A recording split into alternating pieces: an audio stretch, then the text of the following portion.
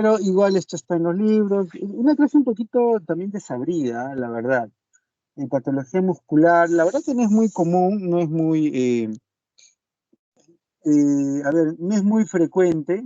Sobre todo no es muy frecuente la evaluación o lo que no es muy frecuente es el análisis histopatológico, ¿no? Normalmente se maneja desde el punto de vista clínico nada más.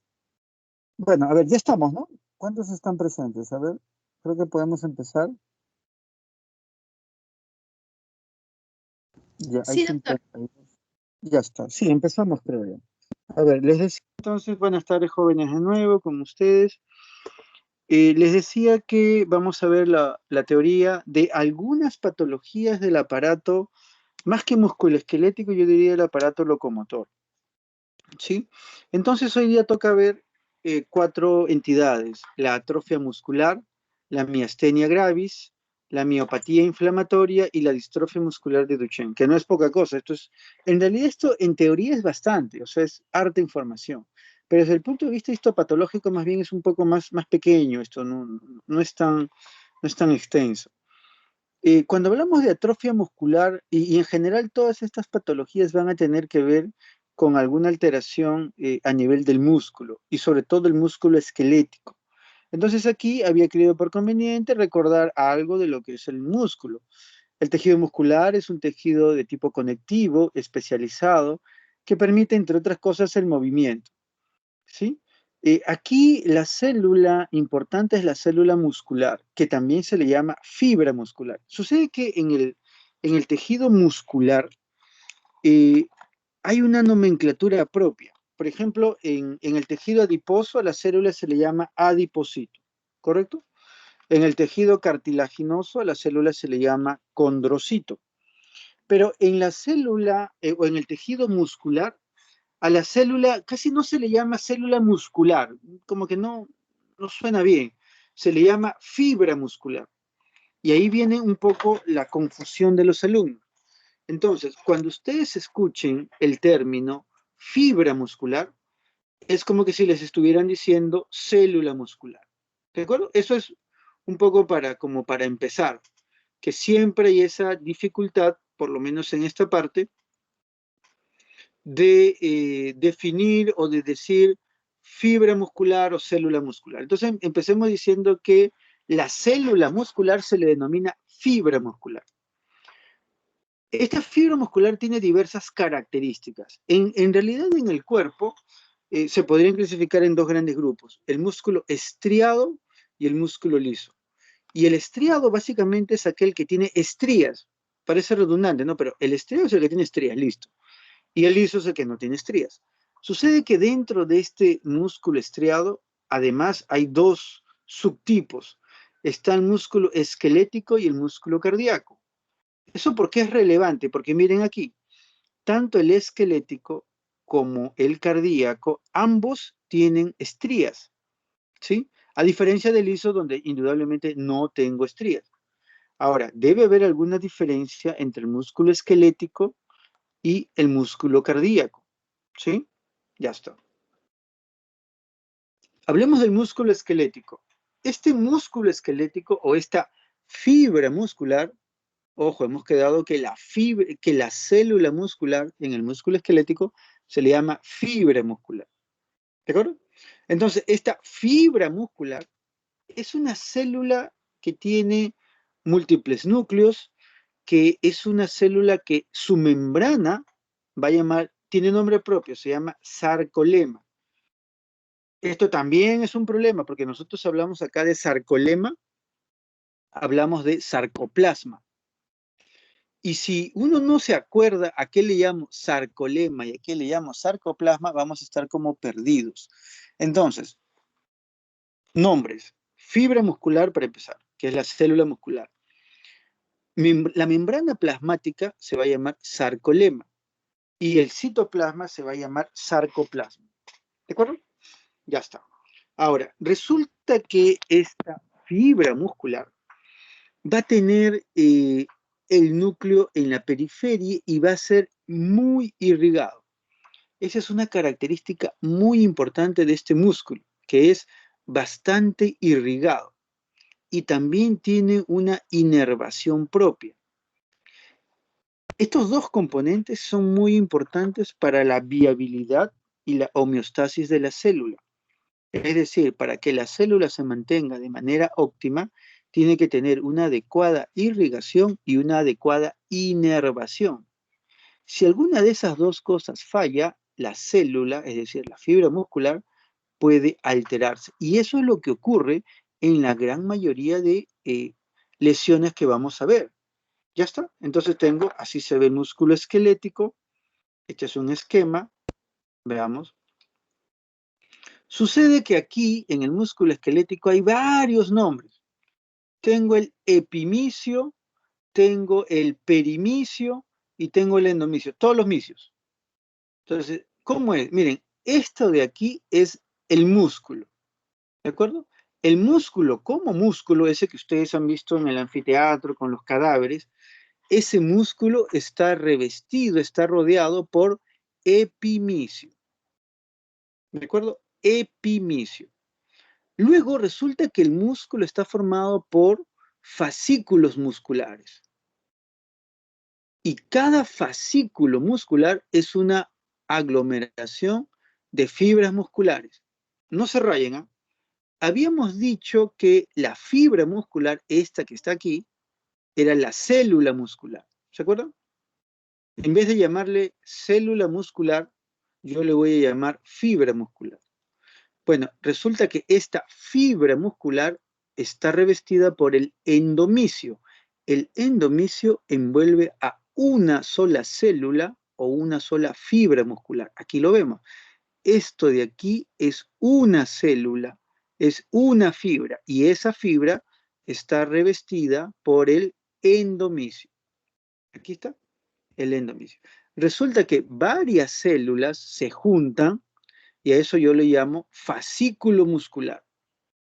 ¿Qué cosa es un fascículo muscular? Un conjunto de fibras musculares. Y resulta que ese fascículo muscular, que vendría a ser esto, ese fascículo muscular está revestido por el perimicio. Una cosa medio complicada. Y luego, el conjunto de fascículos forma el músculo. Y ese músculo está revestido por el epimicio. ¿Más o menos se entiende eso? Alguien dirá, ¿y por qué es importante todo eso? Porque van a ver que hay algunas patologías donde yo digo, mira, tengo un infiltrado inflamatorio sobre todo a nivel del perimicio, o a nivel del epimicio, o a nivel del endomicio. ¿Sí? Ya, entonces, miren, partamos de acá. La célula que se llama fibra. La fibra muscular está revestida por el endomicio. Así se ve. Así se ve la célula y cada célula tiene su endomicio. Luego, un conjunto de células forman el fascículo. Ese fascículo tiene perimicio. Y un conjunto de fascículos forma el músculo y ese músculo tiene epimicio. Ya está. Ahora, vean que cada célula, cada fibra muscular, además tiene un conjunto de miofibrillas. Y aquí están los miofilamentos, la actina, la miocina y todo eso que ustedes conocen. Entonces, esto de aquí es una fibra muscular, es una célula muscular. Esta célula muscular es multinucleada, tiene muchos núcleos. Miren, aquí hay un núcleo, aquí hay otro núcleo. Aquí hay un núcleo y aquí hay otro núcleo. Esto es un corte longitudinal. Esto es un corte transversal. ¿Sí? ¿Por ahí alguien quería intervenir?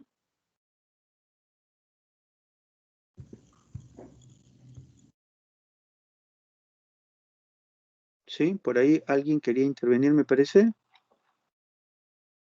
¿No? Continuamos. Esto es una imagen longitudinal y esta es una imagen transversal. En un corte transversal, la fibra muscular, es decir, la célula muscular, tiene forma poligonal. El núcleo en la periferia, ¿sí? Y está revestido cada célula por su endomicio. Miren, aquí está, dice endomicio. Cada célula está por su endomicio. Y todos estos fibras que forman el fascículo está revestido por el perimicio. Y todo más grande por el epimicio. Aquí se ven muy bien las estrías. Estas estrías, mire, esto no es una pintura, esto es una foto. Se ve muy bonito. Esta es la célula, esta es la fibra. Este es el núcleo, ¿sí? El núcleo. Y estas son las estrías. La estría que se ve de este color es por la distinta composición que tienen sus miofilamentos. Pero bueno, ese es otro asunto. Así se ve el músculo estriado en un corte longitudinal y así se ve en un corte transversal. Esta es la célula, esta es la fibra muscular, revestido por su endomisio, ¿sí? Un conjunto de células forma un fascículo. Ese fascículo está revestido por su perimisio y todo el músculo está por su epimisio. ¿De acuerdo? ¿Qué sucede? Sucede que cuando yo voy a hablar de atrofia, la atrofia puede deberse por la denervación, es decir, porque la neurona, el axón, se alteró, o sea, un daño a nivel axonal, o por un daño a nivel de la médula espinal. Entonces, miren, normalmente yo aquí tengo, en un corte transversal, mis células musculares eran, miren, qué bonito, ovoideas, ¿sí? Son ovoideas, ya está. Tengo mi neurona y tengo mi axón. Cuando un axón por aquí se daña por diversas causas, entonces miren cómo la fibra muscular, es decir, la célula muscular, va a ser más pequeña, va a ser irregular, va a estar alterada. Ese cambio al microscopio, de ya no ser de esta forma, sino más pequeñito, medio arrugado, medio aplanado, a eso se llama atrofia muscular por denervación. Aquí está. Ahora, ojo, el hecho de que el axón se dañe, ¿sí? Y que la célula se atrofie, ya saben lo que es una atrofia, una disminución del tamaño, del volumen, de la función de la célula, no significa que la célula se va a morir. O sea, la célula no se va a necrosar. La célula se va a atrofiar, sí, pero no se va a necrosar.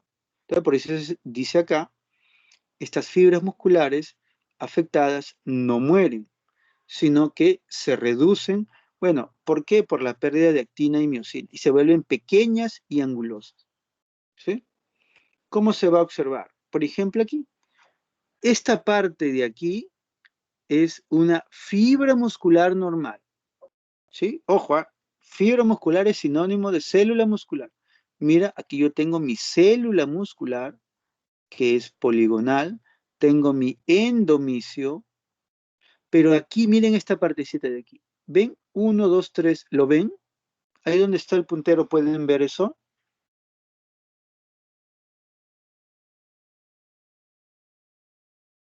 Sí se observa, doctor. Sí Se se ve el observa, puntero. ya. Ya, esta zona de aquí, miren, son células musculares pequeñas, angulosas.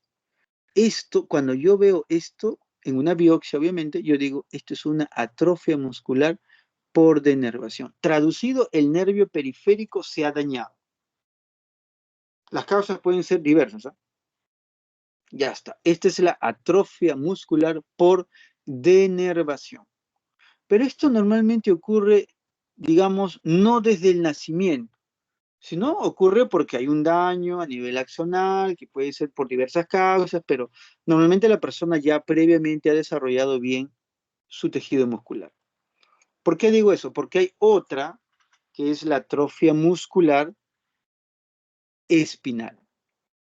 Aquí lo que va a haber es ya un daño no a nivel axonal, sino va a haber un daño a nivel de la motoneurona, que puede ser a nivel de la médula espinal. Ustedes recuerdan, la médula espinal tiene una parte anterior, una parte posterior. La parte anterior es motora, la parte posterior es sensitiva, ¿sí? ¿Se acuerdan de eso? ¿Qué pasó? Permítanme. Eso hay que recordar siempre, ¿de acuerdo? Que la médula espinal tiene la parte anterior motora, la parte posterior sensitiva. Ya está. Entonces, aquí, ¿qué es lo que va a pasar? Va a haber una pérdida severa de esas neuronas motoras durante la infancia. Eso, lamentablemente, lo que va a dar como consecuencia es bebés flácidos que generalmente mueren por una insuficiencia respiratoria. ¿Sí? Porque recuerden que para que uno pueda ventilar, para que haya la expiración y la inspiración, necesito que la parrilla costal actúe y esos son músculos voluntarios. Entonces, si esos músculos también se ven afectados, entonces el niño va a tener una insuficiencia respiratoria, ¿sí? Durante la infancia o dentro de los 3 primeros años de vida.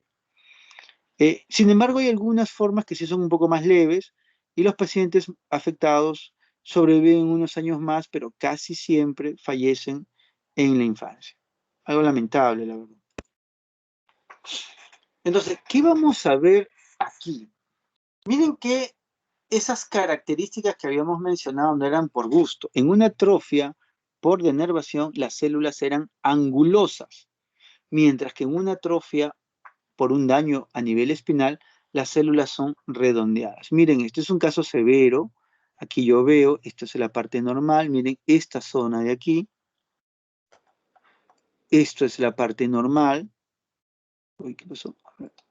Esto es la parte normal. Mientras que esta zona de en medio, donde está el puntero, esa es la parte patológica. ¿Sí? Ya está. ¿Cómo se ven las células cuando yo tengo una atrofia muscular espinal? Bueno, son redondeadas. Aquí hay una tinción especial que permite ver. Ahora, ojo, esta atrofia muscular espinal también pues tiene diversos nombres porque hay diversos tipos, diversas variantes, en fin, ¿no? Aquí, por ejemplo, hay uno de ellos, la de Wernicke-Hoffmann, es uno de los tantos. Ya, este es uno de los varios trastornos autosómicos recesivos que resultan sobre todo en una mutación de la neurona motora de supervivencia 1, que es el SM1. ¿Sí? Más o menos. Ya está. Primera patología. Segunda patología, la miastenia gravis. La miastenia gravis sí es un poco más frecuente que las dos entidades que habíamos visto anteriormente. La miastenia gravis es una enfermedad autoinmune. ¿Qué significa que sea autoinmune? Que no conocemos, no sabemos exactamente qué es lo que lo causa. ¿Sí? Y entonces simplemente es una respuesta de tipo autoinmune o de tipo inmunológica, donde por alguna razón el cuerpo desconoce alguna parte propia, la cree extraña y la empieza a atacar, formando anticuerpos. Eso es lo que básicamente ocurre en la miastenia gravis. Ahora, la pregunta es, ¿en qué parte de todo el cuerpo es que ocurre este desconocimiento o esta confusión? Eso va a ocurrir en algo que se llama la placa eh, motora. Ustedes recordarán, esta imagen seguramente lo recuerdan, yo tengo el músculo, ese músculo estriado que acabamos de ver, que tiene una irrigación, perdón, que tiene una inervación. Justamente donde se junta el axón, miren, este es el axón, ¿sí? De la neurona, se va a unir con el sarcolema, por eso decíamos que era muy importante saber qué cosa era un sarcolema. ¿Qué era el sarcolema? El sarcolema era la membrana de la fibra muscular. Entonces, este sarcolema tiene unas hendiduras, ¿sí? Miren, tiene unas hendiduras. Y aquí esta zona es la unión sináptica, así se llama, la hendidura sináptica. Entonces, este axón va a liberar una serie de mediadores a través de las vesículas sinápticas que va a liberar la acetilcolina. ¿Se acuerdan de esa parte, la acetilcolina? Para hacerlo rápido, ¿ya? El axón viene acá en el botón sináptico, hay unas vesículas que están cargadas con acetilcolina. Libera la acetilcolina se une al receptor de acetilcolina y produce la contracción muscular, además del calcio y todo eso. Esta contracción muscular no puede durar mucho tiempo, porque si no entraríamos en un periodo de tetania, que es que hay una contracción sostenida. Entonces, por eso yo tengo la acetilcolinesterasa. La acetilcolinesterasa va a romper esta unión y listo, y se libera la unión y el músculo se relaja. Eso ocurre en milisegundos. ¿Se acuerdan de eso? Eso es fisiología.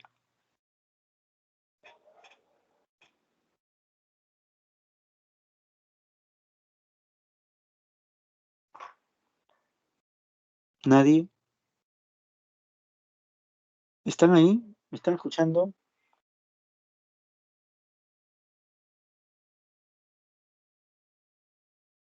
¿Sí se escucha? Ahora me van a decir, no escuchamos. Hace media hora que no escuchamos nada. Sí, doctor, sí se le escucha. Ya está, muy bien. Entonces, esto es lo normal. Normalmente yo tengo que tener un axón, tengo que tener un espacio sináptico, tengo que tener un botón sináptico, tengo que tener la acetilcolina, tengo que tener la acetilcolina esterasa, tengo que tener la membrana, que es el sarcolema, con su hendidura, con su receptor, y aquí está el músculo. Miren todo lo que tiene que haber para que el músculo se pueda contraer. Y todo esto ocurre en fracciones de segundos, en milésimas de segundos. Entonces, ¿qué va a ocurrir acá? Aquí lo que va a ocurrir es que va a haber una reducción entre esta unión. Aquí va a haber un trastorno, va a haber un problema a este nivel. ¿Sí? Eso es lo que va a ocurrir. Entonces, hay lo que se llama el inhibidor de la acetilcolinesterasa. Se va a trastocar esto y entonces el proceso de contracción se va a alterar. ¿Y qué vamos a tener? Entonces, esta es una enfermedad autoinmune caracterizada, como habíamos dicho, por la producción, miren, de anticuerpos contra los receptores de la acetilcolina.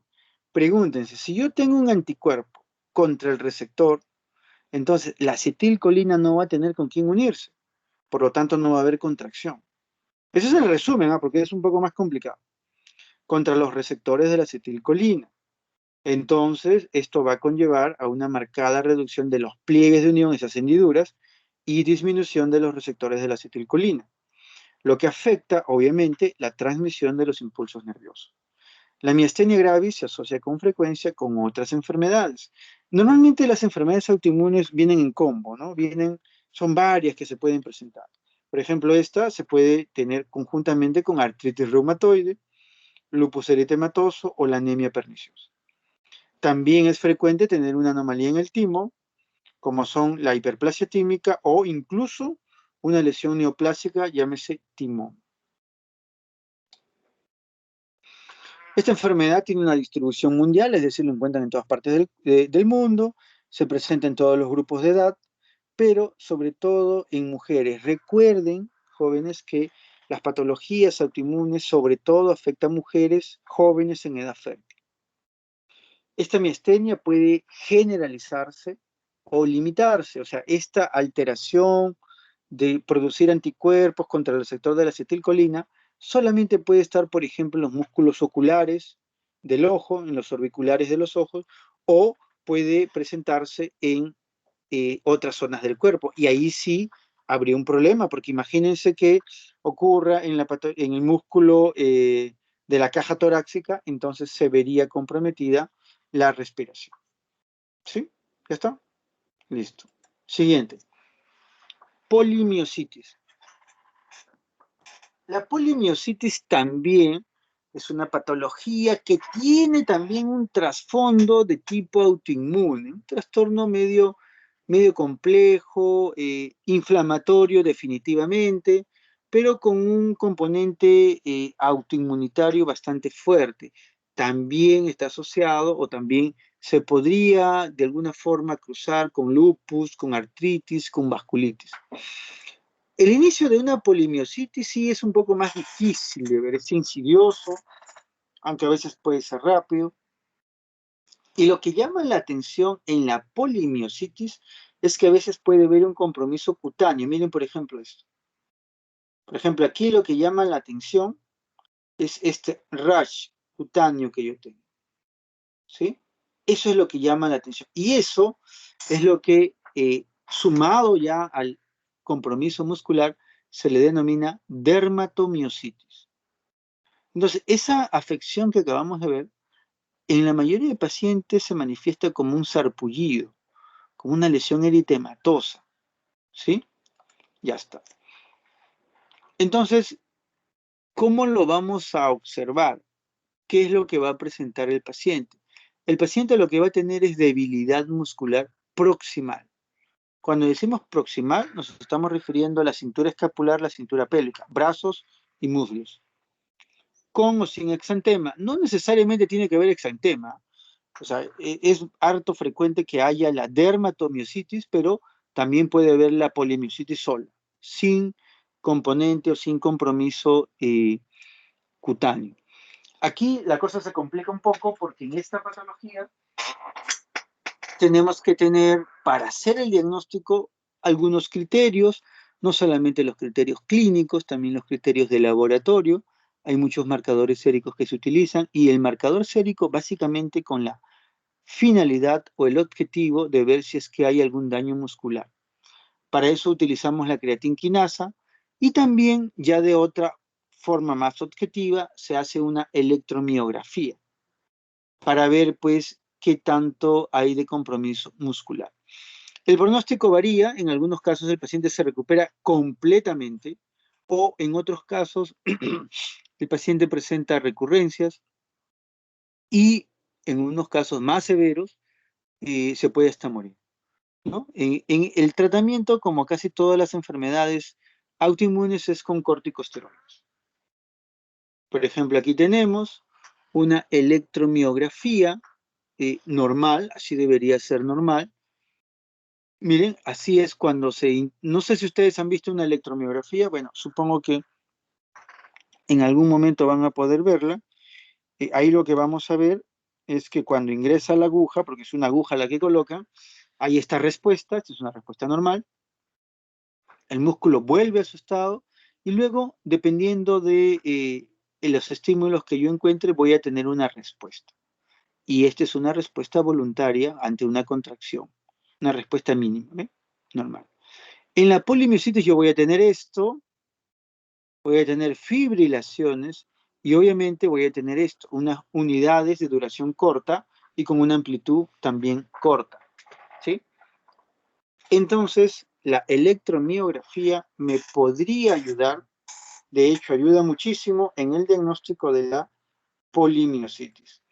Desde el punto de vista histológico, obviamente lo que yo voy a encontrar es infiltrado inflamatorio. Sin embargo, a veces ese infiltrado inflamatorio puede ser tan extenso, puede ser tan grande, que puede conllevar incluso a una necrosis del músculo, ¿sí?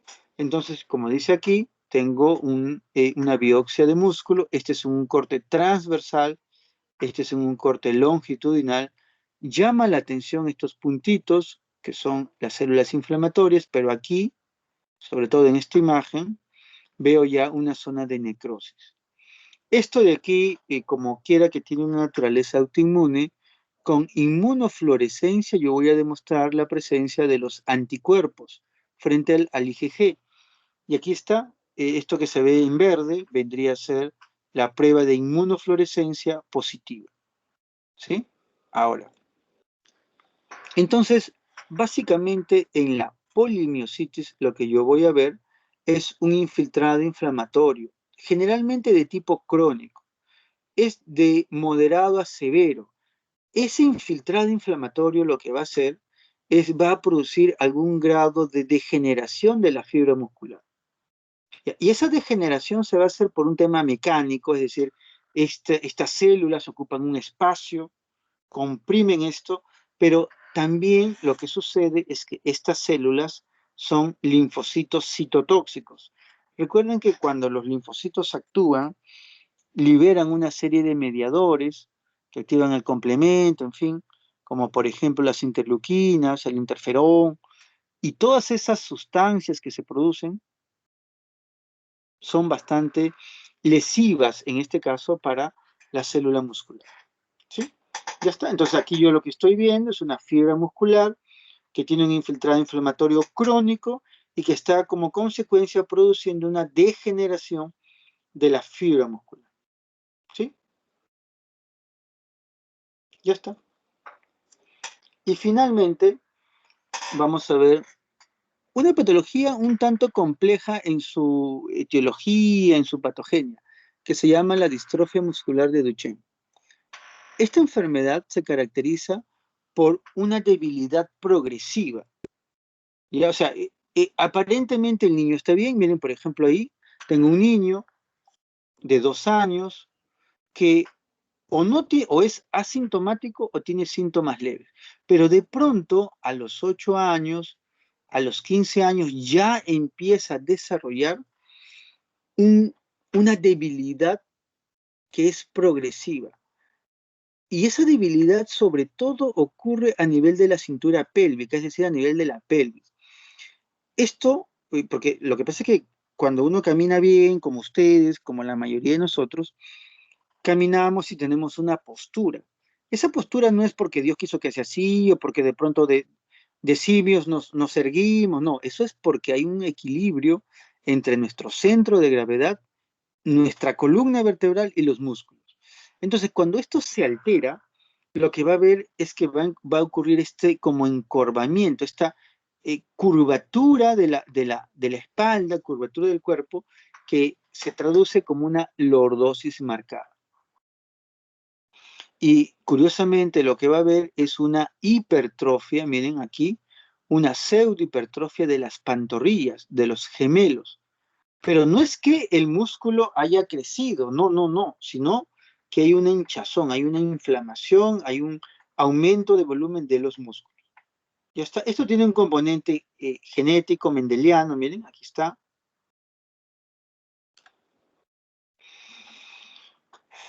Como vieron aquí, hay varias posibilidades, hay varios patrones de herencia, incluidos el patrón ligado al cromosoma X, ¿ya? Que es lo que más comúnmente se observa en la distrofia muscular de Duchenne. Y bueno, y lo que vamos a tener entonces en buena cuenta es un paciente que en los primeros 2 años generalmente hay muy pocos síntomas o casi es asintomático. Y que luego, a medida que pasan los años, vamos a ver que obtiene una postura distinta, que se manifiesta a través de una lordosis marcada, y que luego lo puede llevar incluso a incapacitarlo, porque hay una debilidad marcada, sobre todo de la cintura escapular, es decir, de los músculos de la pelvis hacia abajo. Y como consecuencia va a haber que las pantorrillas, es decir, los gemelos, la pierna, va a tener un aumento de volumen. Y alguien quizás podría considerar que eso es una hipertrofia, una pseudohipertrofia, sin embargo, es básicamente por el aumento de volumen. ¿Sí? Ya está. Veamos algunas imágenes para tratar de entender cómo es que se observa.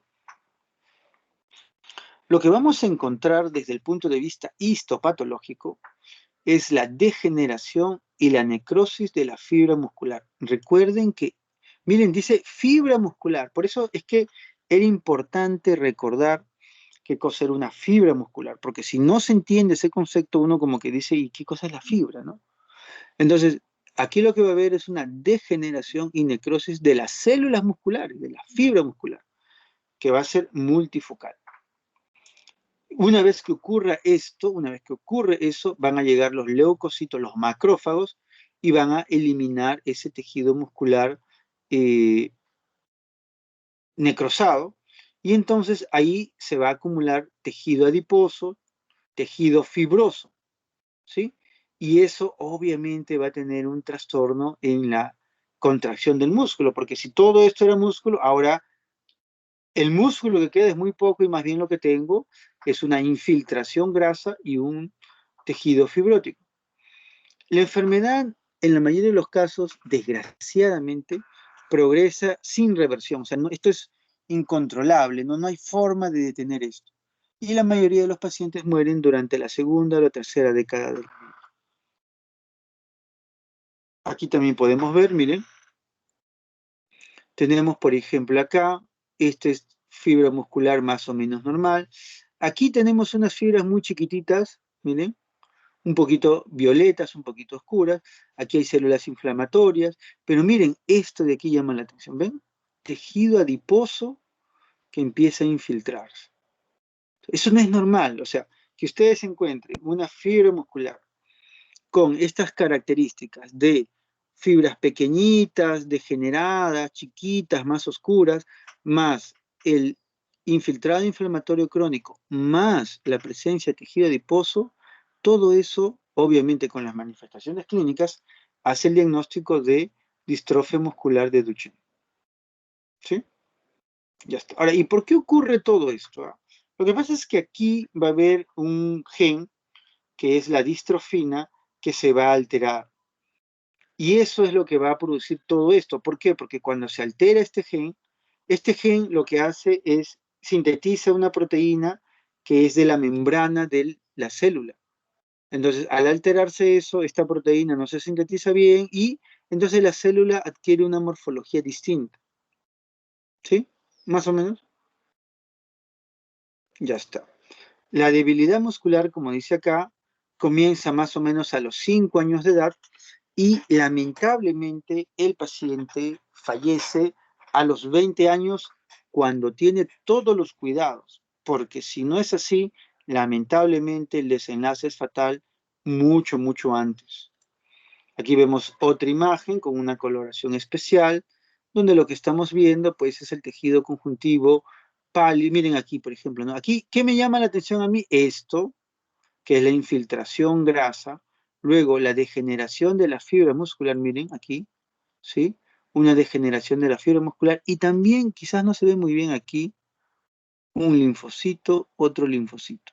Entonces tengo degeneración de fibras musculares, tengo infiltración grasa y tengo células inflamatorias crónicas. Todo esto se llama distrofia muscular de Duchenne.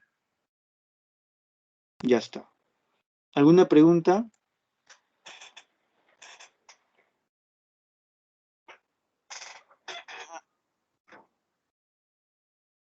¿Algo que no haya quedado claro?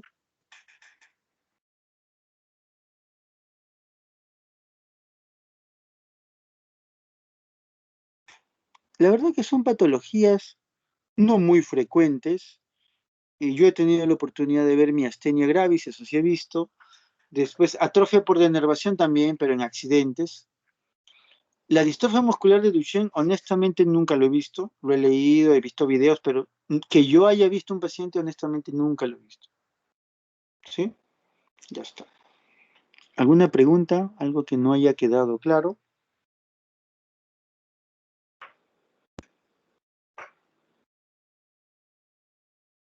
¿No hay preguntas? Parece que no hay preguntas, doctor. Ha quedado clara la clase. Muy bien. Una clase relativamente breve, relativamente corta. eh, Tampoco no hay mucha información. Hay mucha información clínica. Hay mucha información del tratamiento, del diagnóstico, pero como nuestro curso es patología, había que buscar información de la parte histopatológica, ¿no? Y eso es lo que yo he podido preparar. Muy bien, entonces si no hubiera ninguna pregunta, estaríamos dando por culminada la actividad del día de hoy. Lisette, luego, ¿qué otra cosa te queda pendiente ya con ustedes? Todavía no me he fijado en el cronograma, pero esta semana ya no tenemos clase con usted. Voy a revisar si en caso tenga clase en las próximas 3 clases que quedarían para la próxima semana. Si en caso tiene clase, yo le envío el cronograma o le aviso para que prepare la clase, doctor. Sí, por favor, me avisas, me mandas un mensaje por el WhatsApp si no fuera molestia, para Sí, yo está ir bien. preparando el material y distribuirse. Yo normalmente trato de entregar el material, que no es gran cosa tampoco, ¿no? Esto está en los libros. Trato de entregarlo a ustedes con la debida anticipación, un poco para que lo tengan, lo revisen, lo lean. A lo mejor ni lo ven, ¿no? A lo mejor ni lo han abierto. Pero bueno, pero quizás alguien sí, y por ese alguien es que hay que preparar la clase, pues, ¿no? Y estar más o menos a la altura. Muy bien, entonces, si no hubiera ninguna observación, estaríamos dando por culminada la clase el día de hoy, agradecerles a ustedes por su tiempo y nos estaremos viendo, Dios mediante, muy pronto. Nos vemos, jóvenes. Buenas tardes. Muchas gracias, doctor. Gracias por la clase.